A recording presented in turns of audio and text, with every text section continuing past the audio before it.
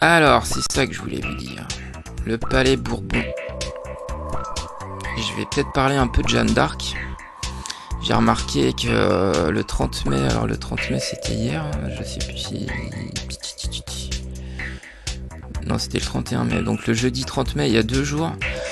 Il y a... d'ailleurs, je vais ouvrir la calculatrice aussi. Il y a un reportage, un documentaire qui est sorti sur Jeanne d'Arc, l'histoire secrète de Jeanne d'Arc. Un secret d'histoire. Me voici en direct du Palais Bourbon. Ouais, get you for président. Alors, j'ai sorti la calculatrice. 1 plus 4 plus 7, parce que j'en ai parlé dans la vidéo précédente, la fête des mères. C'est égal à 12. Oh, dis donc. Alors le 12, les 12 notes de musique, il y aura plein de choses à dire sur le 12. Combien de colonnes? 1, 2, 3, 4, 5, 6, 7, 8, 9, 10, 11, 12. Comme par hasard, encore un biais cognitif. Dis donc, il y a plein de biais cognitifs partout. Partout où je vais. C'est, on est dans le cognitif là. Alors, la tour Eiffel, la tour Eiffel, la tour Eiffel.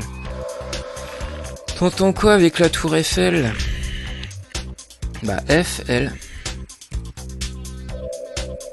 qui est égal à 18.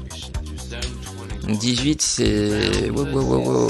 Faut vraiment que je te montre ça parce que c'est important que tu vois tout ça très bien. FL égale 18 en mode alphanumérique logique et en mode alphanumérique inversé 36. Bah dis donc, mais ça nous fait 1836. C'est la date où ils ont installé l'obélisque de Luxor. Parce que je disais du Luxor, mais c'est bon, apparemment ils disent plutôt de Luxor. 1836, c'est aussi la date où il y a eu l'Arc de Triomphe. Place de l'Étoile. Je vais vite, hein, parce qu'il faut qu'on avance encore, mais là je vais arriver à la fin de cette vidéo, je pense. On va faire un volte-face pour se rediriger vers là, cette place de la Concorde. Je verrouille pour que tu verrouilles tes neurones. Alors, regarde. Encore un biais cognitif. Là, ici, là, il y a une pub. Donc tu vois là, hein, je pense que tu as reconnu, ça ressemble à l'océan, la mer. Je sais pas si on fait une mise au point, si c'est ça. Regarde, est-ce que tu arrives à voir ici là, Samsung. Alors est-ce que je l'ai mis? Non, je l'ai pas mis. Alors je vais le mettre. Tu connais l'oncle Sam?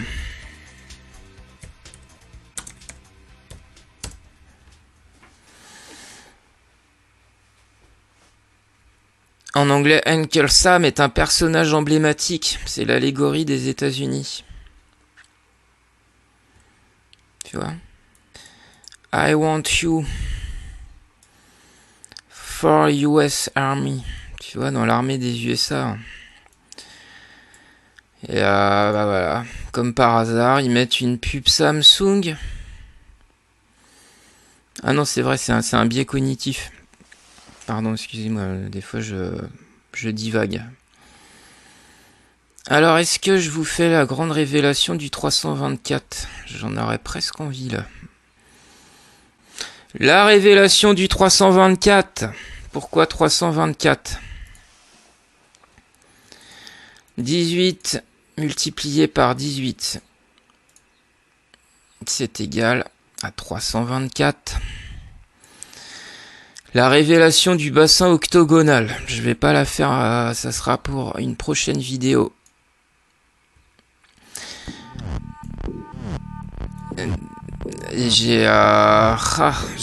Bah si, allez, je vous le dis, vous savez, hein, il y a pas très loin, il y a l'opéra. Du verbe payer. L'opéra, la place de l'opéra. Tiens, bon allez, on va y aller vite fait, comme ça. Un peu de suspense avant la révélation du 324. place... Oula, j'allais mettre le palace de l'opéra, dis donc. Mais non, c'est la place. C'est aussi un peu comme un palace. Place de l'opéra. Qui me fait rappeler aussi qu'il faut que je vous montre. Avec la table alphanumérique, Cosmos 2000. Voilà. La place de l'opéra. Opéra. Ah ouais, ça paye bien. Hein. Ça paye bien l'eau. Hein. Bah ouais, hein, vu qu'on est des marchandises égarées en mer et puis que ils indexent toute la création monétaire sur notre mort en fait. Hein, la mort de notre personne morale en fait, hein, qui est donc une société privée puisque nous sommes, d'après toute leur bidouille, on est à la fois une personne physique et aussi une personne morale. Donc les lois de la Terre c'est la personne physique, donc là on est vivant, et les lois des mers maritimes c'est la personne morale où on est déclaré mort en mer. L'opéra, j'y reviendrai plus tard, c'était juste pour montrer très rapidement que c'est juste à côté de la place de la Concorde, il y a la pyramide du Louvre ici. Ici, il y a l'ambassade des États-Unis d'Amérique. Donc à côté de la pub de l'oncle Sam. Et il y a aussi donc la place Vendôme, on y était tout à l'heure, qui est mince, je l'ai perdu, je suis désolé mes chers amis, elle est là. Donc la place Vendôme. Alors si je tape Vendôme, et je parlais tout à l'heure de Jeanne d'Arc, faut savoir qu'elle s'est fait shooter par le bâtard de Vendôme, c'est comme ça qu'il s'est fait capturer. Il y a une histoire avec Louis de Bourbon à cette époque-là, donc d'où le palais Bourbon. On va la remonter la piste, moi je vous le dis. Donc Vendôme. Ça nous donne quoi Vendôme? Bah voilà. Le 111 ici en mode alphanumérique inversé. Là vous voyez 78, c'est le nombre de cartes dans un jeu de tarot. Et donc il y a d'autres trinités évidemment, 333, 666, 999. Donc Vendôme. De même que si je tape New York, parce qu'on est dans des effets miroirs inversés, hein. Petit à petit je vais pouvoir amener de plus en plus d'exemples. Donc voilà, New York. New York égale 111 en mode logique, 78 en inversé. Donc je le répète, il y a 78 cartes dans un jeu de tarot. Donc New York, New York. Et Vendôme.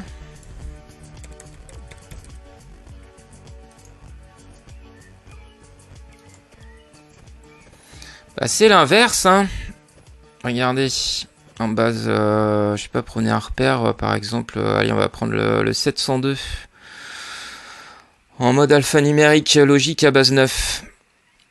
Si je vais sur New York, mode alphanumérique base 9 inversé, 702. Donc Vendôme, New York. New York qui veut dire nouvelle ville en anglais. J'en ai plein des comme ça, vous allez voir. Je ne les compte plus. Mais je vais pas forcément vite vous les montrer. Tous vous les montrer. Donc le bassin octogonal, ça va être une grande révélation aussi.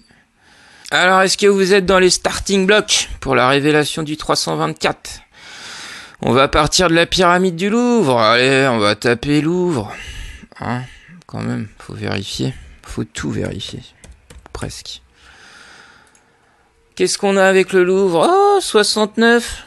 69 en mode alphanumérique inversé. Encore le 69 avec un 303. Donc drop the zero, comme le disait Christine Lagarde. On enlève le 0, on le saute. En mode alphanumérique à base 36, 33. Bah les 33 degrés de franc-maçonnerie, bien sûr. Donc on va remonter la piste tranquillement tous ensemble. Voilà, donc c'est beau, hein, c'est une très belle ville Paris. Donc là on est dans le jardin des Tuileries. C'est vrai qu'il y a des tuiles, on en a, hein, ça on n'en manque pas. Donc je vous le redis, musée de l'Orangerie là juste à gauche. Donc ici on va prendre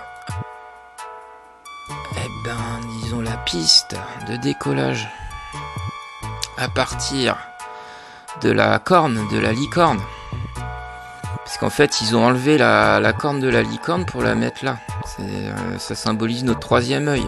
C'est notre connexion à notre esprit supérieur, je le répète. Donc comme ils veulent se l'accaparer, hein, pour après tout connecter un maximum de gens à leur pensée unique, à leur système. Voilà, ils le mettent en symbolique, c'est leur trophée.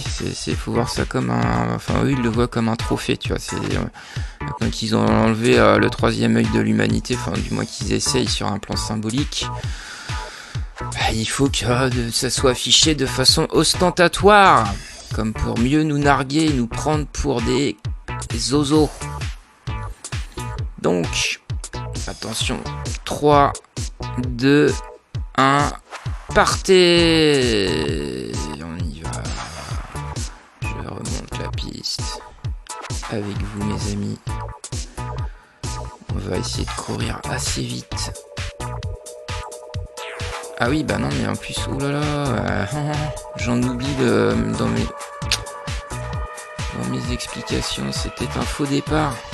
Excusez-moi, je viens de faire un faux départ. Un faux départ. La révélation du 324. Est-ce qu'on va y arriver? Ça y est, je sais plus où je suis. Donc il y a l'Institut du monde arabe ici. Il y a le musée de la magie.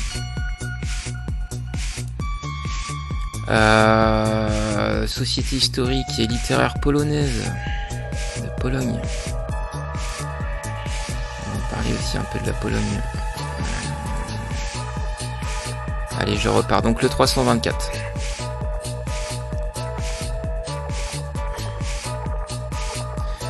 Donc tu sais compter.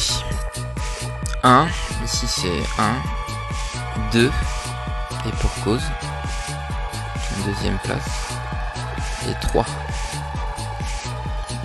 1, 2, 3. Retiens bien, donc ça fait 3. On remonte.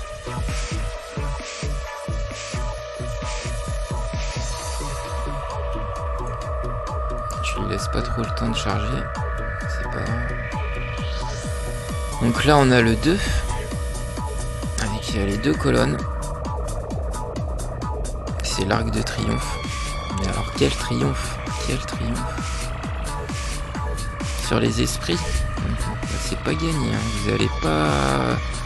Vous allez pas nous embarquer comme ça. Vous le savez très bien que la bataille va être très rude, très très rude.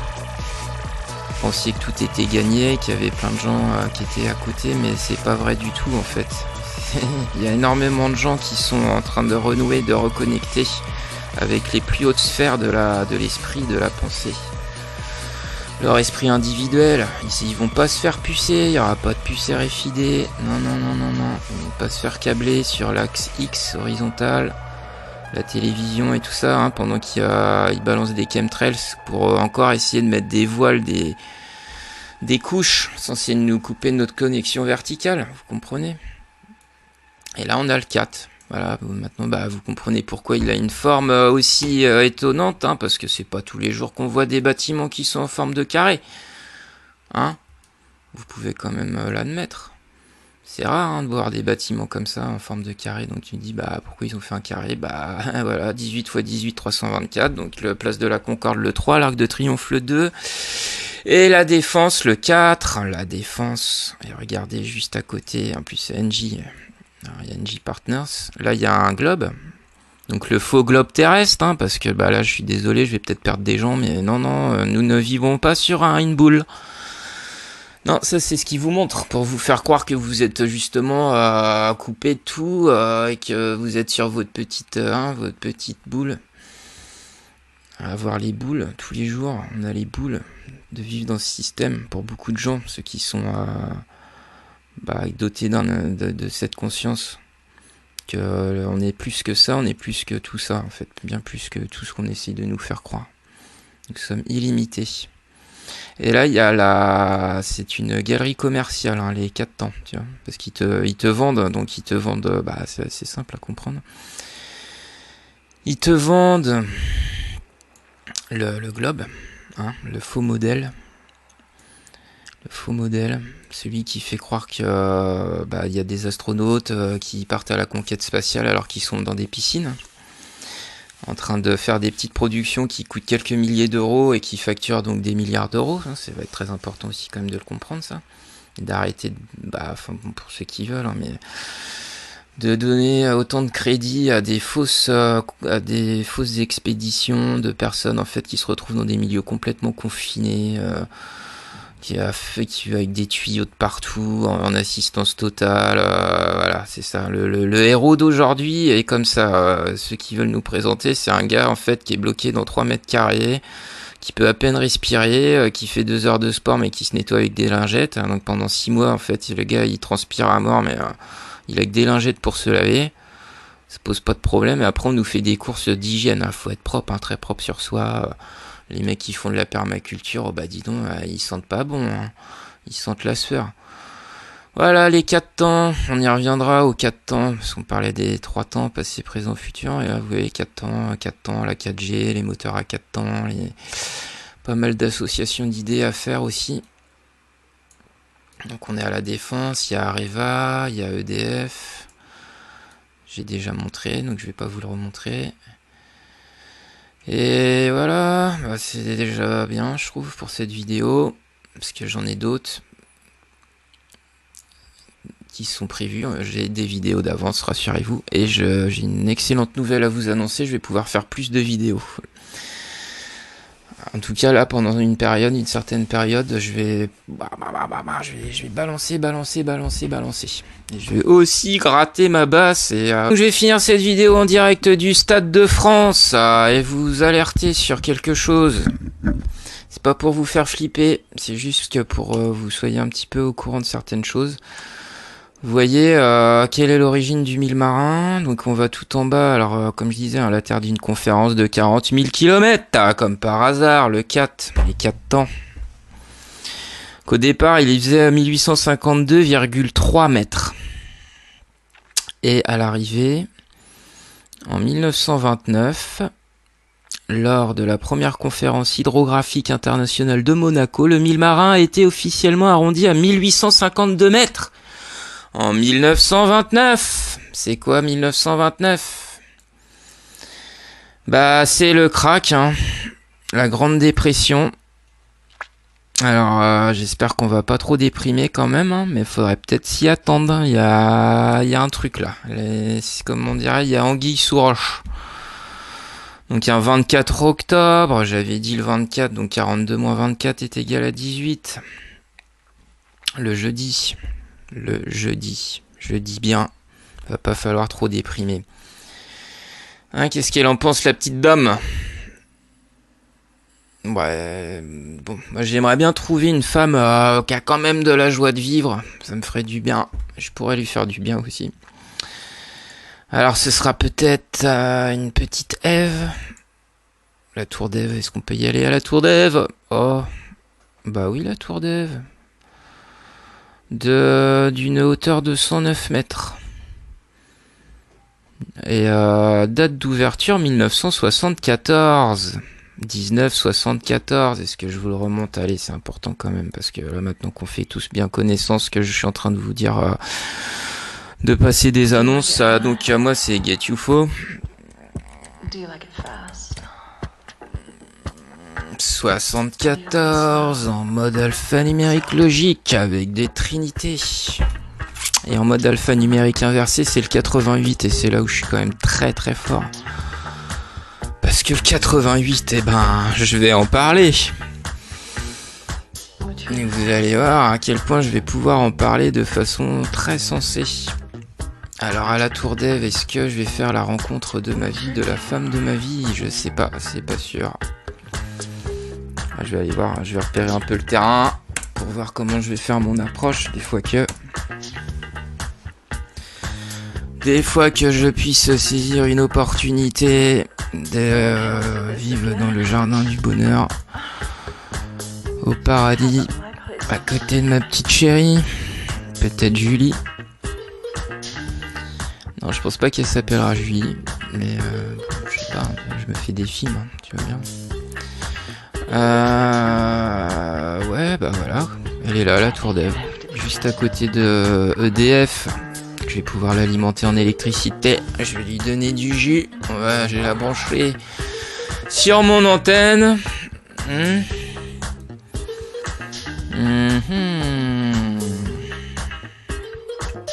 Bah voilà, bon bah j'espère que ça vous a plu là tout ça, parce qu'après je vais parler de choses qui peut-être vont pas forcément beaucoup vous avancer dans votre existence. Ah oui, j'ai oublié de vous dire, donc je disais le symbole des républicains, la République, vive la République, donc c'est l'éléphant. On remarquera quand même qu'ils ont tous, l'âne aussi, il a une étoile, et place de l'étoile, c'est l'Arc de Triomphe. Bon, je suis en train de mâcher du gingembre, excusez-moi. L'éléphant, donc les républicains. Alors un éléphant, bah vous n'êtes peut-être pas sans savoir. Regardez, j'en ai un là. J'ai un éléphant en peluche. Ça c'est des peluches, hein. Des petites peluches. Alors on en change régulièrement parce que bon voilà. Tiens, petit éléphant, on va finir la vidéo ensemble. Est-ce que tu arrives à tenir? Tu vas te casser la gueule là, je sens là. Ouh, non ça va, c'est bon maintenant. T'es bien bloqué. Alors, bah l'éléphant boit-il avec sa trompe? Un éléphant adulte peut ainsi aspirer jusqu'à 10 litres d'eau dans sa trompe. Ah ouais. Ah ouais. Les éléphants, ça aspire de l'eau avec leur trompe, dis donc. Hein, les lois maritimes. Espèce de petit enfoiré, va. Tiens, tu vas aller plonger. Ouh, je sens que là, t'es sur la pente descendante, là. Je sens qu'il te manque plus grand-chose pour te ramasser la gueule. Hein? Voilà, c'était juste ça. Allez, bah je vous retrouve bientôt, mes chers amis. Je vous embrasse bien fort et prenez soin de vous.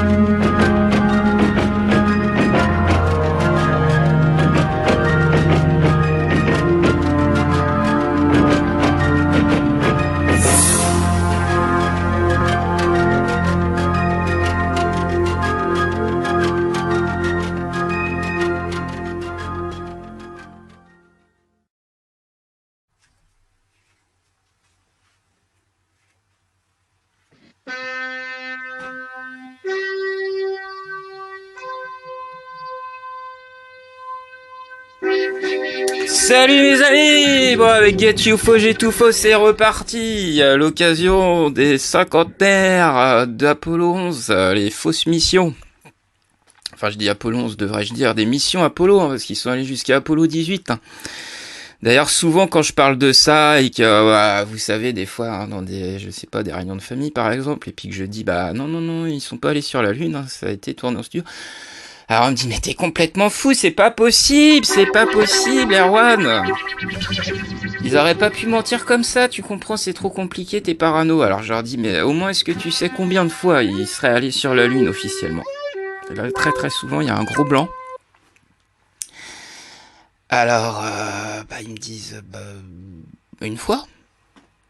Non, c'est pas une fois, non, ils auraient posé les pieds sur la Lune au moins 7 fois, hein, jusqu'à Apollo 18, hein, sachant que Apollo 13, ça a foiré. Parce qu'évidemment, faut toujours une petite dose de storytelling, d'événements chocs traumatiques, hein, pour générer de l'émotionnel, embarquer les gens toujours dans la confusion mentale et la dissonance cognitive. Ceci étant dit, je vais accélérer parce qu'il y a énormément de choses, hein. Donc oui, l'émission Apollo 11... l'émission Apollo.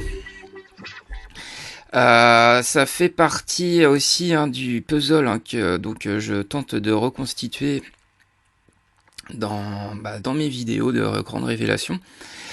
Alors il y a beaucoup de choses, je sais pas, je ferai peut-être en plusieurs parties, ça reviendra, voilà, bon, bref. Alors par quoi commencer? Par exemple, regardez cet oiseau, l'aigle. Donc à savoir que l'aigle, hein, c'était aussi un symbole, un fort des nazis, du Troisième Reich, comme vous pouvez le voir ici. Voilà, donc ça apparaissait sur les drapeaux, du moins au-dessus des drapeaux nazis, hein. Il y a certainement eu aussi des sculptures, des objets, plusieurs choses, hein. Je vous laisse regarder si ça vous intéresse, si vous êtes intéressé par, je crois qu'on appelle ça l'ornithologie ou quelque chose comme ça. Alors sans plus attendre, nous allons nous diriger vers la biographie d'un drôle d'oiseau, Werner von Braun, à ne pas confondre avec Vermeer le peintre, parce que comme vous le savez, à la NASA, ils font beaucoup de peinture, hein, depuis longtemps. Alors Werner von Braun, c'est un ingénieur allemand. Pendant la Seconde Guerre mondiale, il est un des principaux ingénieurs qui permettent le vol des fusées allemandes de type V2. Il est naturalisé américain en 1955 et joue un rôle majeur dans le développement des fusées, notamment celles qui ont permis la conquête spatiale américaine. Donc c'est incontestable, il y a des liens entre les nazis et les Américains. Je vais tout de suite vers les dates qui m'intéressent le plus. Donc elle effectue son premier vol en 1942. Donc la fusée V2, hein, sous l'appellation V2, le missile est lancé. Bon, vous connaissez peut-être un petit peu toute cette histoire. Par contre, ce que vous savez peut-être moins, c'est que le V, c'est la 22e lettre de l'alphabet. Je l'avais déjà tapé. Je vais le refaire sous vos yeux quand même, parce que c'est quand même assez extraordinaire. V22, vous voyez ici, donc V2, et là, ça fait 222, comme Get You Faux, J'ai Tout Faux. Merci à vous. Bon, faut que j'enchaîne, faut que ça aille vite. Le programme Apollo. Donc comme vous le voyez, ça a duré de 1961 à 1975. Et le premier homme qui a posé le pied sur la Lune, ce serait Neil Armstrong, le 21 juillet 1969. Ah bah oui, il nous fallait bien un 69 quelque part. Plus un 42 plus 69, 111. Donc on a le Apollo 11, on est dans le 11. Vous allez voir à quel point nous sommes dans le 11 et dans le 111. Lui, on va pas aller le voir parce que j'ai pas le temps. Par contre, on va aller voir le lanceur Saturne 5, qui ressemble à un suppôt. Pour ça, je comprends pas. Enfin, ils l'ont appelé Saturne, Satan. Mais avec sa forme, moi, je pense que je trouve ça étonnant qu'il l'ait pas appelé Uranus 5. Pour bien enculer les gens. Pardon. Non, je voulais plus dire de gros mots. J'en parlerai plus tard. Il y a aussi une autre raison, on y va tout de suite, hein, Saturne. Si je tape Saturne dans ma table alphanumérique, qu'est-ce que je découvre? Le numéro 69. Et oui, encore un 69. Alors voilà, on y va, donc on a dit 42 plus 69 égale 111. Alors forcément, la hauteur de la fusée c'était 110,6 mètres, donc si on arrondit ça fait 111 mètres. Le diamètre c'était 10,1 mètres. Je sais pas, là on voit lancement échec 13, hein. On a le 13, trésor, etc. Les moteurs, il y a 11 moteurs en tout, donc encore un 11. L'orbite lunaire, 47 tonnes, donc si on inverse ça fait 74. Vous allez voir qu'il y a aussi 69 plus 5, ça fait 74. Donc si vous avez suivi là ce que je viens de dire juste avant, Saturne 5, ça fait 69 plus 5, 74. 74, Lucifer. Si vous n'avez pas regardé l'atelier fécondé la matrice, le 222, eh ben ça va être urgent. Donc oui, le lanceur Saturne 5, hein, la fusée fait très exactement 111 mètres de haut. Enfin, pas tout à fait parce qu'ils disent c'est 110,6, mais il y a encore une explication, je pense, derrière ça. Pourquoi ils n'ont pas mis les 40 cm manquants. On va peut-être le découvrir prochainement. Donc j'ai envie d'aller vite comme je vous ai dit. Alors je reviens là tout de suite ici. Oui, attendez. Hop. Donc il y a plusieurs théories à ce sujet.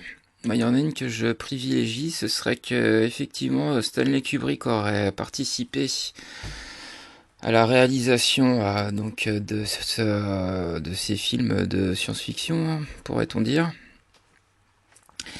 Donc, je ne sais pas si vous connaissez, il y a un documentaire qui s'appelle Room 237. J'ai essayé de le retrouver, il a disparu, ou en tout cas maintenant il faut l'acheter. Donc bon, moi je l'ai pas acheté, hein, mais je l'avais regardé il y a déjà plusieurs années. Donc voilà, on va tout de suite regarder un petit peu par exemple cette scène qui est quand même très significative.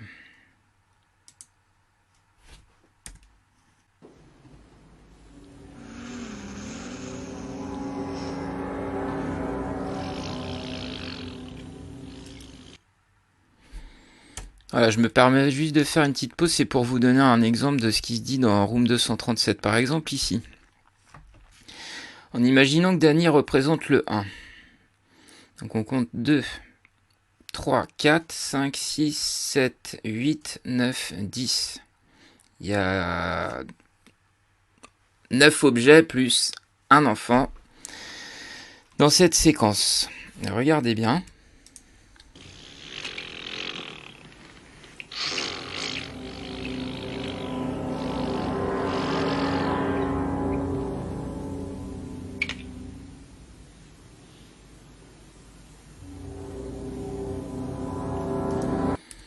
Et là aussi, vous avez remarqué, le tapis s'est inversé.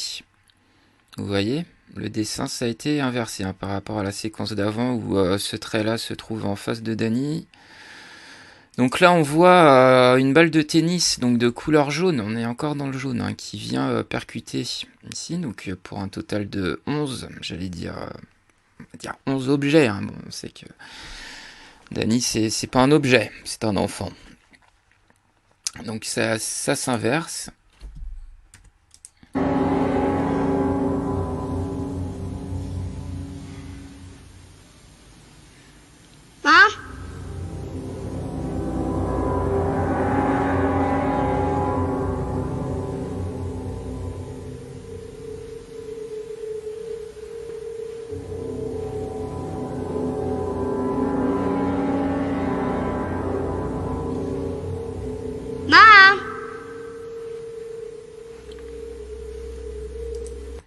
Bon voilà, j'arrête ici.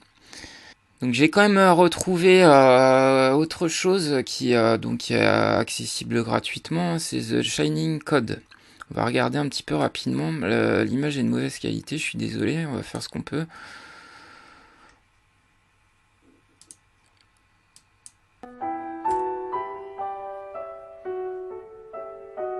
King had written a interpretation of Dies Irae from his Symphonie Fantastique.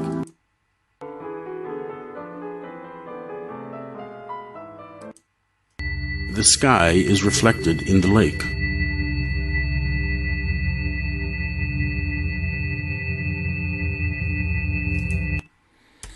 Donc là, il nous explique par exemple que se reflète dans le lac quelque chose qui ressemble à comme un A.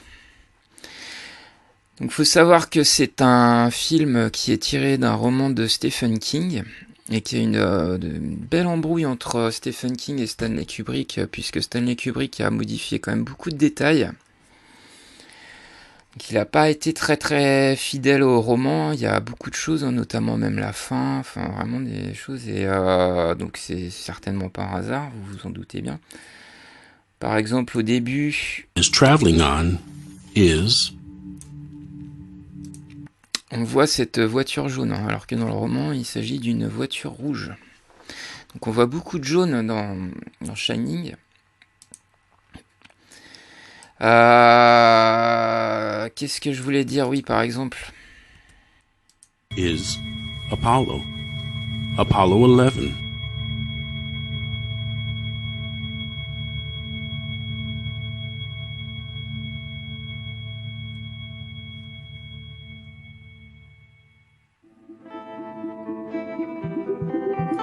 Is the part of Mr.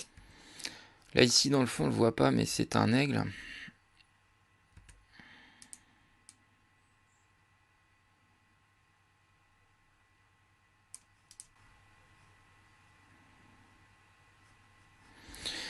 Donc là, il parle d'ailleurs dans The Shining Code 2, où il a fait des petites mises à jour. Il parle du nombre de voitures qui sont garées sur le parking. Donc on voit, en fait, finalement, ça correspond à une date. Il y a énormément de détails, c'est vraiment intéressant, parce que bah ça là par contre oui c'est vrai que ça exerce beaucoup la vivacité d'esprit, hein, pour pouvoir vraiment capter tous les détails qui se cachent dans Shining. Shining qui veut dire brillant. Donc on dit aussi, hein, qu'un gourou essaye de briller alors qu'un sage éclaire. C'était juste une petite parenthèse. Voilà, donc ça, par exemple les jumelles, ça correspondrait aux missions de Gemini, hein, qui sont un peu les préliminaires des missions Apollo. Donc il y a tellement à dire que je vais faire assez vite. Par exemple, il a voilà la fameuse scène avec Danny. Does that pattern remind you of anything you would see at the National Aeronautics Space Administration, NASA? Alors oui, justement, bah là j'étais en train d'en parler, c'est dans ces mises à jour dans The Shining Code 2, hein, il montre que bah là donc c'est bien des hexagones, hein, qui sont dessinés sur le tapis, donc hexagones qui ressemblent au... First step on the moon. Alors où est-ce qu'on est là? Oula, excusez-moi. Kubrick is revealing the true story of Apollo 11 and man's first step on the moon. Objects do you see on the carpet? Looks like.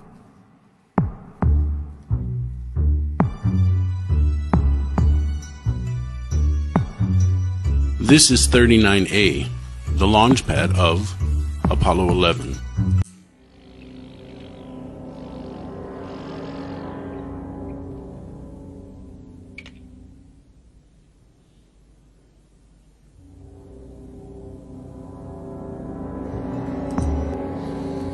Alors aussi apparaît à 3 reprises le nombre 42, par exemple 237. Alors c'est aussi un détail qui a été modifié par Stanley Kubrick, c'est que dans le roman il s'agissait de la room 217.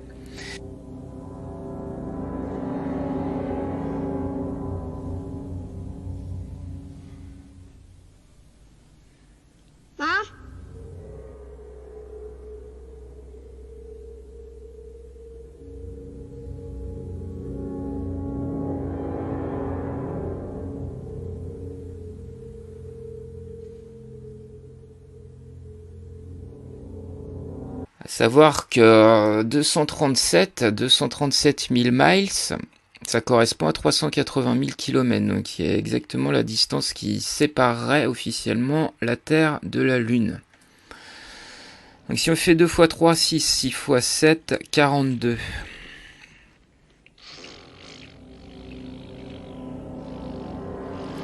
Donc oui, Stanley Kubrick, hein, donc c'est bien aussi le réalisateur de 2001 l'Odyssée de l'espace, qui était sorti en 1968, c'est-à-dire une année avant. Ce que je voulais vous confirmé. C'est bien que Shining, donc, est un film aussi sur l'Holocauste, d'après ce qui pourrait se dire, hein, donc, dans ce documentaire de Rodney. Là encore, certains fans observent des signes partout. Il y a tout d'abord cette machine à écrire de marque allemande avec un aigle comme logo et ce nombre 42 qui apparaît souvent d'abord sur le t-shirt de Danny, puis dans le nombre de la chambre 237 qui concentre les mystères du film. Voilà, à savoir qu'il regarde aussi un film un moment avec sa mère, hein, qui s'appelle Un été 42. Mom. Donc là, je vais vous montrer aussi quelque chose. Toujours sur la table alphanumérique. Si je tape UFO, c'est égal à 42. Donc il y a aussi une théorie, ou des théories qui disent qu'il y avait des Foo Fighters pendant la Seconde Guerre mondiale, hein, c'est-à-dire qu'il y aurait eu des aviateurs autant alliés qu'allemands qui auraient vu des boules très lumineuses dans les cieux, et parfois même se précipitant sur eux, et faisant au dernier moment une manœuvre d'évitement. Peut-être que vous connaissez donc ces histoires-là, hein, sur les Foo Fighters de la Seconde Guerre mondiale. UFO égale 42. Mais aussi 147 en base 36. Donc aussi ce mois-ci, là, nous avons fêté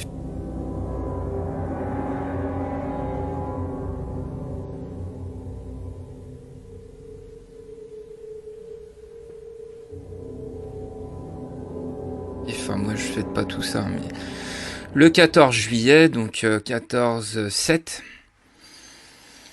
on a encore du 147. Alors,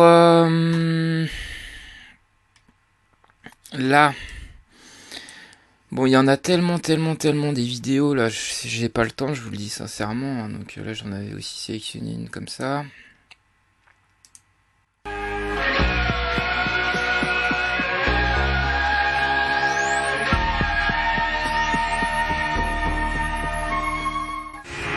Donc c'est une vidéo qui parle beaucoup de photographie, à savoir qu'il y a des extraits qui sont tirés d'un documentaire aussi que j'ai pas pu retrouver, que j'avais vu il y a au moins il y a quelques années, qui je crois s'appelle What's Happened on the Moon, qui dure pas moins de 9 heures, avec des intervenants de la Royal Society of Photography. Donc c'est très rigoureux. Bon, ils disent très clairement que c'est bourré de trucage, que voilà, de toute façon, on voit très clairement que ça a été tourné sur des plateaux de cinéma, qu'on va regarder un petit peu rapidement pour que vous voyez un petit peu. Voilà, donc déjà aussi d'ailleurs dans le documentaire là, que je viens de mentionner, il y a des ingénieurs de Kodak, hein, qui disent que de toute façon, parce qu'ils ont utilisé des appareils photo avec des pellicules Kodak, de toute façon aux températures lunaires, elles auraient jamais pu résister, hein, elles auraient fondu, hein, tout simplement. Donc je vous dis, c'est tellement gros que je suis même pas trop motivé pour trop en parler, parce que bon, qu'on voit des lumières bleues comme ça dans le fond, donc se disant ça aurait été des appareils photo endommagés, ouais, enfin tout le reste est très net, et puis là, comme ouais, il y a un petit accro comme ça, bon d'accord. Donc les explications de la NASA sont complètement merdiques, hein, quand ils en donnent, hein, parce qu'ils en donnent pas toujours, hein, des fois, voilà, parce qu'ils disent, oh bah non, on va pas s'abaisser à répondre à des gens comme ça. Donc il y a les histoires de drapeaux qui bougent tout seuls, il y a des histoires de fond, voilà, alors à un moment, le module lunaire il est là, sur les séquences d'après il est plus là, c'est les mêmes fonds, c'est les mêmes montagnes. À savoir que le truc, ils ont même fait un film où tu le vois décoller, tu te demandes, bah ouais, alors le caméraman il est resté sur la lune. Ça vous l'avez peut-être déjà vu, là je l'ai pas rechopé, mais c'est assez extraordinaire, hein. Il y a un zoom arrière et puis il décolle, voilà.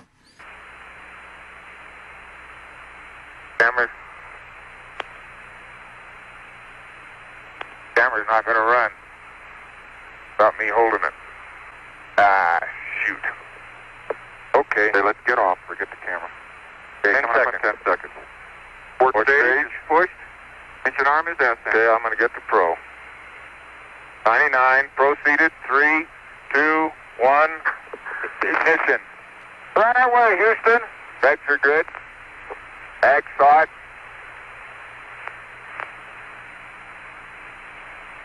over.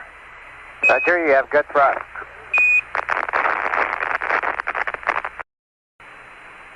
Challenger, Houston, your go at 2 minutes. We'd like Exmo control auto. Over.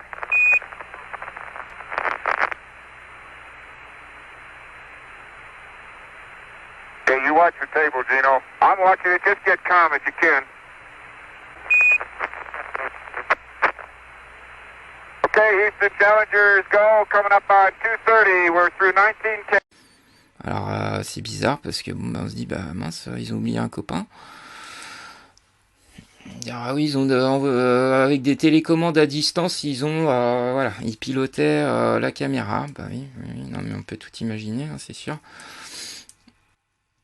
Plus près d'autres anomalies dans les images de ce site, et dans la position du LEM par rapport à son arrière-plan.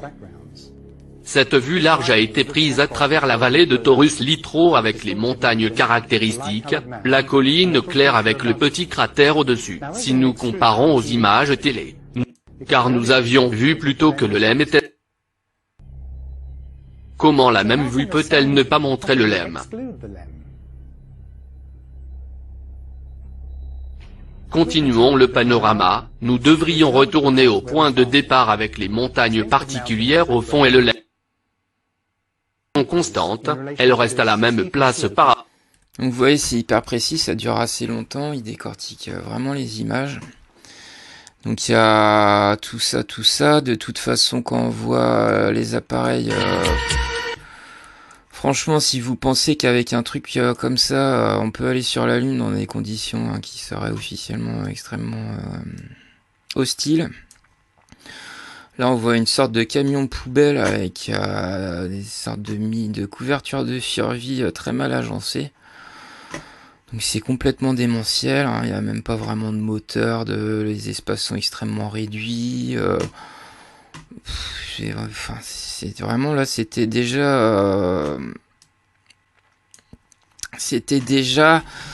les prémices les prémices, non, ça avait déjà commencé, mais plonger les gens dans une dissonance cognitive totale. Comment on peut croire encore à ces missions? Je trouve ça vraiment hallucinant. J'ai pas d'autres mots, c'est pour ça que je veux pas m'éterniser, parce que là, j'en n'arriverai pas à convaincre ceux qui veulent pas voir, c'est évident. Hein, ça sera une démarche qu'ils feront par eux-mêmes. Voilà. Bon, à savoir qu'ils ont aussi envoyé des rovers sur la Lune, hein, qui étaient facturés des 250 millions de dollars. Hein. 250 millions de dollars le rover. Hein. C'est une énorme entreprise de détournement d'argent. Là vous voyez au sol, il n'y a même pas de traces de roue, il a été posé là comme ça, il arrive comme ça par hasard. Alors on voit des traces de pas, on peut aussi demander quand même à ces températures là, est-ce que le sol il serait pas plus sec, même de la pierre très dure, ou enfin on sait pas. Après moi je suis pas spécialiste en géobiologie ou quoi, mais bon, il y a tellement de questions soulevées, je pense que ça se compte en milliers. Parce que entre Apollo 11 et Apollo 18, il y a vraiment de quoi faire. Donc les pneus en caoutchouc, ils ont pas fondu, forcément, ça fond pas. On va dire c'est pas du caoutchouc, c'est encore un truc, c'est comme les combinaisons, c'était pas du plastique ou on ne sait quoi, enfin c'est bon. Ça a vraiment ni queue ni tête, donc oui, c'est un... Comment dire, c'est une succession d'aberrations. Toutes ces missions là, avec toutes ces images, tout ça, on les voit faire les cons, ils sautent partout. Est-ce que vous pensez franchement que si vous étiez sur la Lune et que c'était quand même un peu compliqué, vous êtes en assistance respiratoire avec des trucs d'oxygène et tout ça, il y a le soleil qui tape dur, il y a des radiations et tout ça, et mecs ils sautent, ils font les cons, et puis finalement ça a servi à que dalle, ils ont rien ramené, on sait rien voilà. Ça a été facturé 40 milliards de dollars à l'époque. Donc une série télé J'en profite pour vous présenter une chaîne Evrard qui démonte pièce par pièce l'ISS. Et donc à l'occasion de ce cinquantenaire, il a aussi sorti cette vidéo. On va faire de la science, de la psychologie. Vous allez peut-être me dire ce que vous en pensez ou pas. Je sais que vous en pensez pas moins de toute façon. Bonjour. Eh oui, me revoilà, je vous avais pas abandonné. Voici une petite vidéo très courte pour l'anniversaire des soi-disant 50 ans des astronautes sur la Lune. C'est aussi une réponse à ce cher Déficator qui vient de faire une vidéo sur ce sujet. Allez, on y va. Alors les 3 astronautes sont revenus de la Lune et ils sont à une conférence de presse où ils répondent aux questions des journalistes. Regardez nos héros. Ils sont allés sur la Lune, ils ont fait un voyage certainement très difficile, et ce qu'ils ont vu là-haut sur la Lune était extraordinaire. Ce sont les seuls humains qui ont fait ça, ce sont de véritables héros. Mais regardez leur tête d'enterrement. On dirait qu'ils annoncent le dépôt de bilan de leur entreprise, ou qu'ils sont des prisonniers de guerre. Ils ont des attitudes qui ne trompent pas, les yeux baissés, ils sont voûtés. Et même si ce sont des astronautes, des pilotes peu habitués à parler devant des caméras et des centaines de journalistes, ils devraient avoir les yeux brillants, être enthousiastes pour nous raconter leur voyage, pour expliquer que le petit pas qu'ils ont fait est en fait un grand pas pour l'humanité. En fait, ils savent qu'ils mentent, et ils sont très gênés. Mais écoutez la question de ce journaliste. Est-ce que vous avez vu des étoiles quand vous regardez dans le ciel, malgré l'éblouissement de la couronne solaire?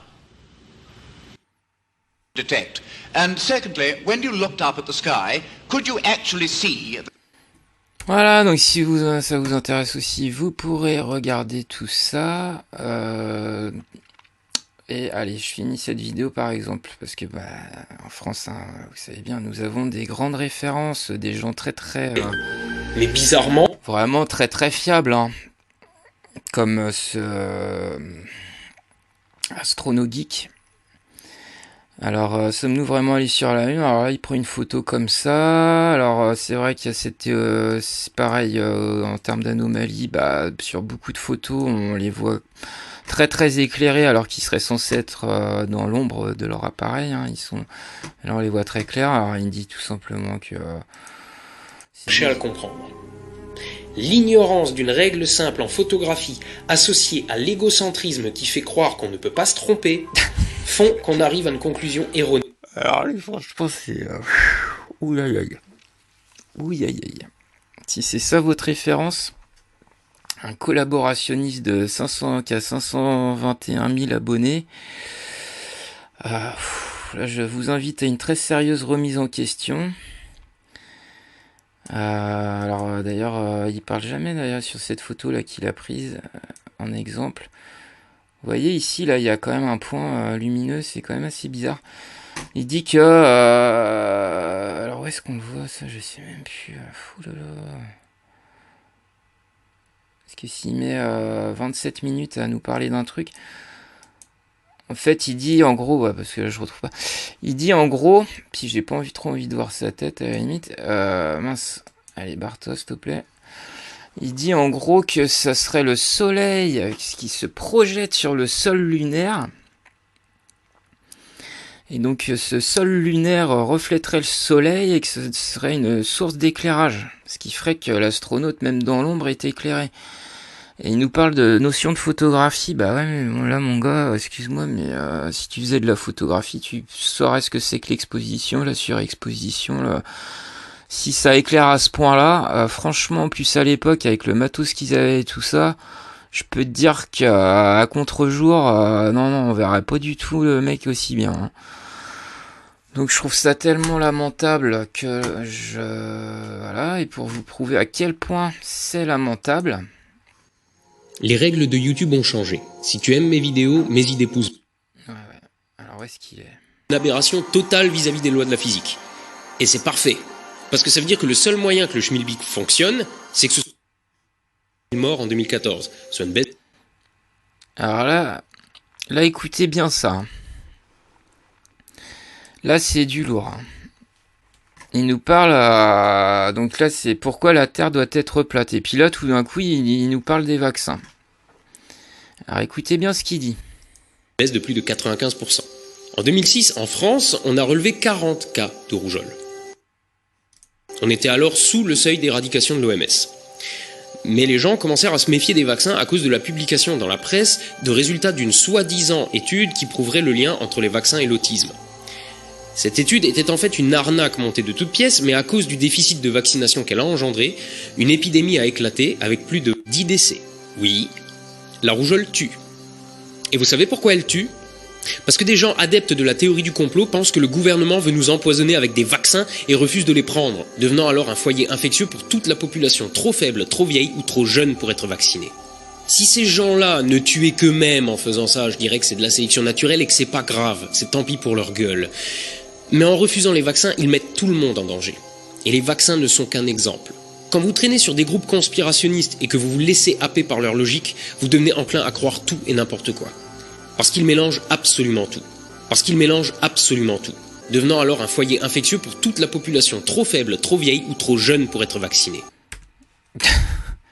Vous avez entendu, hein, à cause de ceux qui veulent pas être vaccinés, on serait des foyers infectieux pour ceux qui sont trop faibles, trop vieux ou trop jeunes hein, pour être vaccinés. D'accord, alors on va voir un petit peu. Contre-indication vaccinale. Le manque de rigueur de cet individu, c'est affligeant. Et il ose, il mélange tout en plus, les vaccins, la terre plate, bref. Existe-t-il des contre-indications à la vaccination ?